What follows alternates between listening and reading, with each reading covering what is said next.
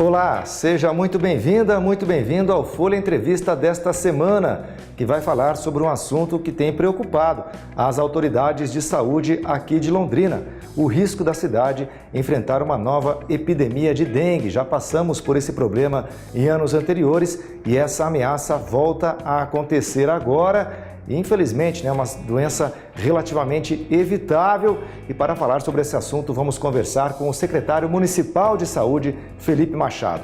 Secretário, muito obrigado pela sua participação aqui no Folha Entrevista. Eu que agradeço, Diego, a participação no Folha Entrevista para falar de um assunto que é de tanta relevância à nossa população, como você bem disse, uma doença que pode ser evitável com medidas simples que o cidadão deve adotar em sua residência, mas infelizmente estamos aí sob um risco eminente de uma nova epidemia da doença. Secretário, comece explicando para a gente, por favor, o porquê do risco dessa epidemia. São 28 casos confirmados já da doença, né? Olha, nós recebemos na primeira quinzena de janeiro, um boletim do laboratório estadual, que é quem é responsável por fazer essa confirmação diagnóstica, de 28 casos, sendo 7 casos ainda referente à semana epidemiológica de 2018 e já 21 casos em relação a 2019.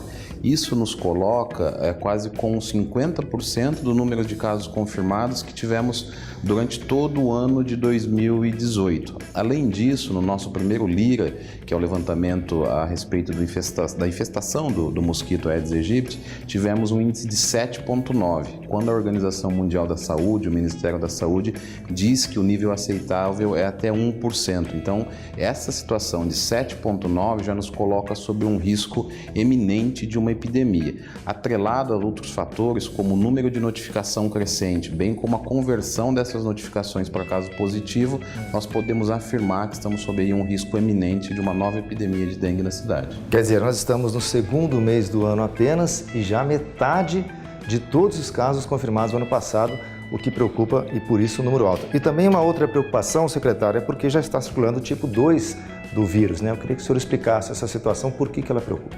Exatamente, nós identificamos na Zona Leste a circulação do sorotipo 2 da doença, que é a dengue no seu estágio mais agressivo, mais agudo, que traz algumas complicações ao indivíduo, podendo levar inclusive ao óbito, não é? Considerando que nós temos então ainda um longo tempo de calor, de tempo quente na nossa cidade, a nossa preocupação é que essas pessoas possam contrair 2 tipos de dengue, sarar de uma e já pegar na sequência um novo tipo da doença, o que pioraria muito o quadro clínico do cidadão.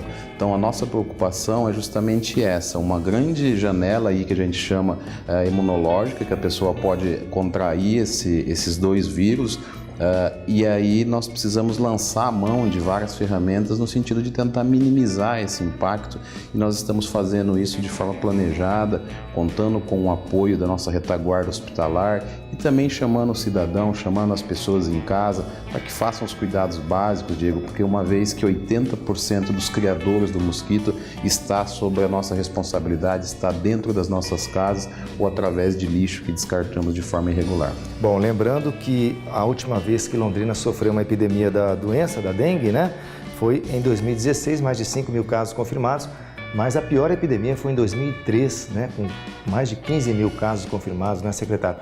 Vamos esperar que essa situação não se repita e, como o senhor disse, depende muito dos cuidados da população. Exatamente, 2016 foi a última epidemia que nós registramos, quase 5.500 casos confirmados, tivemos 2 óbitos por conta da doença e é quase que inadmissível nós termos óbitos decorrente da dengue, uma vez que poderíamos evitar este cenário, que os dados nos mostram a responsabilidade nossa enquanto cidadão de evitar esses criadores. Dengue é uma doença muito séria, a gente precisa também lembrar que o mosquito Aedes aegypti ele não é só transmissor da dengue, né? Ele transmite outras arboviroses como a zika, chikungunya e até a febre amarela.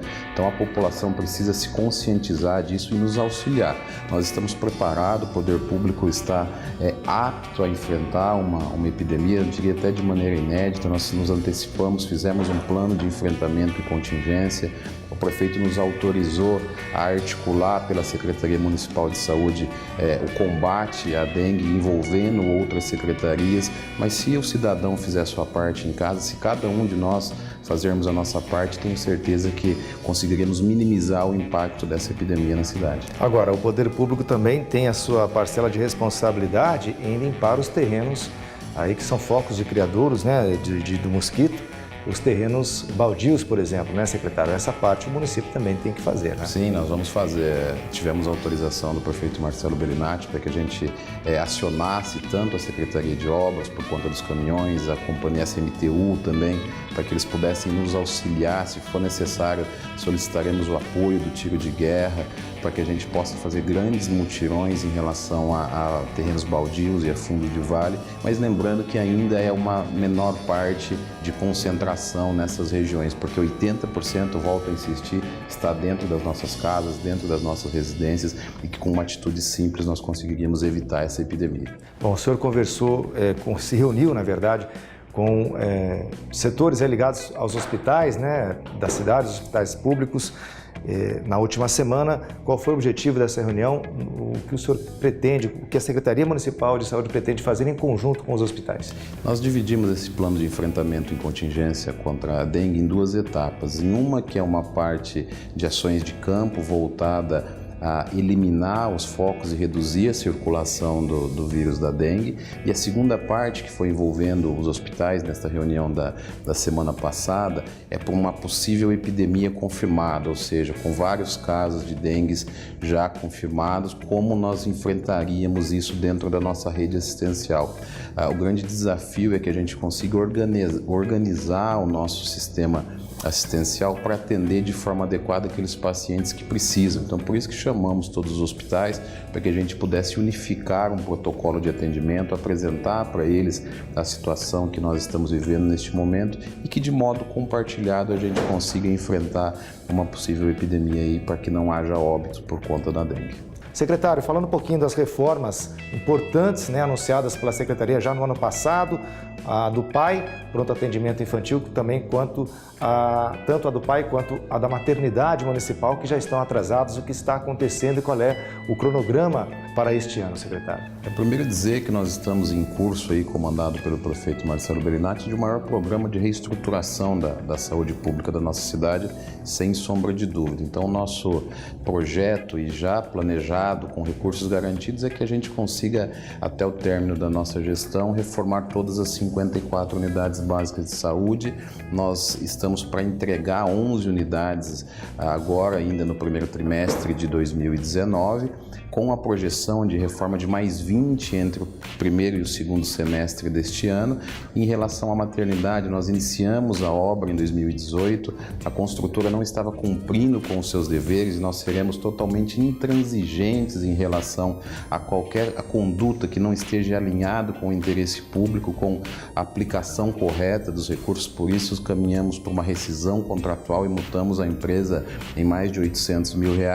Iniciaremos uma nova licitação muito em breve para retomar a obra ali na maternidade municipal, que além da reforma completa da estrutura existente, contará com uma ampliação de mais de 1.000 metros quadrados, quando colocaremos em todos os quartos das gestantes ar-condicionado, com uma melhor ambiência, tudo isso já autorizado pelo prefeito Marcelo e com recursos garantidos. Agora, isso vai atrasar, então, a obra em relação ao cronograma inicial? O cronograma inicial, sim. Nós iniciamos a obra com o cronograma de término em agosto deste ano, mas é evidente que por conta dessa rompimento de contrato e a necessidade de uma nova licitação, nós teremos sim aí uma dilação em relação ao prazo inicial e já estamos adotando todas as medidas no sentido de uma nova licitação. E será que sai até o final do ano essa reforma, secretário? Olha, a conclusão eu não sei te dizer, mas é evidente que os nossos projetos são para iniciá-las aí no máximo até em abril, ela voltar a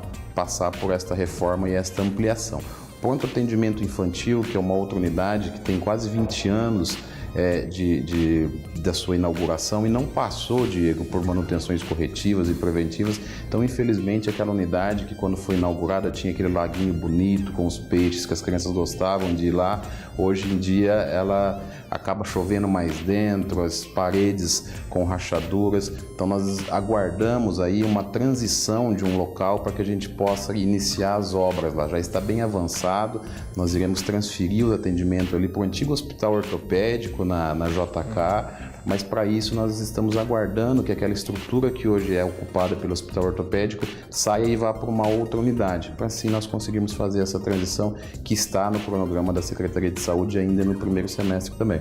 Tem previsão então para a reforma total do PAI também para este ano? Sim, para este ano. A reforma do PAI é um pouco mais curta do que a maternidade. Então nós acreditamos aí que no máximo até janeiro, fevereiro do ano que vem a gente já esteja com aquela estrutura totalmente reformada, com uma ambiência adequada, móveis e equipamentos novos para melhor atender as nossas crianças que lá procuram. E o PAI está completando 20 anos de inauguração neste ano, né? Foi em 1999 que ele foi inaugurado, inclusive a inauguração do PAI que resultou no processo de cassação do ex-prefeito Antônio Bellinati. Secretário, falando um pouquinho também de outro problema que a população já está cansada de enfrentar, né? Que é a demora nas filas de atendimento das unidades básicas de saúde, principalmente também nas UPAs, né? Como é que isso pode ser minimizado? Olha, Diego, nós fizemos e divulgamos recentemente um balanço dos 2 anos de gestão do prefeito Marcelo Bellinati, onde os avanços são consideráveis em relação à saúde. É evidente que saúde sempre vai ser a primeira necessidade de qualquer população e há muito o que se avançar, isso não há sombra de dúvidas. Mas nós conseguimos reduzir o tempo de espera nas UPAs em quase 40% através da reestruturação das escalas de plantões. Quando assumimos, tinham 3 a 4 médicos de plantão.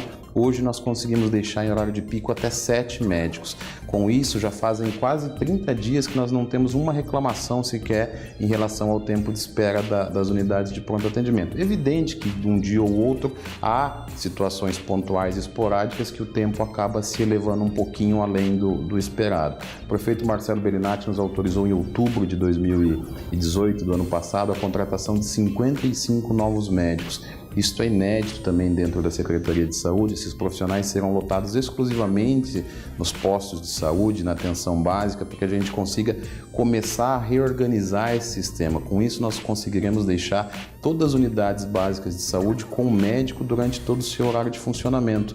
Por incrível que pareça, algumas unidades básicas de saúde há muitos anos não têm um médico exclusivo para atender lá. O cara atende um dia lá, outro dia em outra unidade, e nós iremos organizar isso. Unidades de maior porte terão 3, 4 médicos e aquelas de menor porte terão um número reduzido. Agora, o outro problema também que precisa ser solucionado, que também já vem de anos, né, secretário?